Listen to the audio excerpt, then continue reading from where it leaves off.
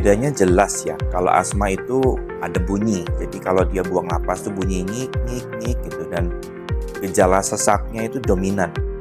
Jadi kalau kamu berhadapan dengan gejala sesak yang dominan, atau kamu batuk yang batuk kambuh lagi, hitungan minggu kambuh lagi, dan kemudian khas punya gejala keringat dingin malam. Nah, itu mesti curigai adanya TBC. Tapi kalau cuma batuk biasa, nyeri ngilu, persendian juga biasa, tanpa sesak, tidak ada peningkatan tensi, itu aman.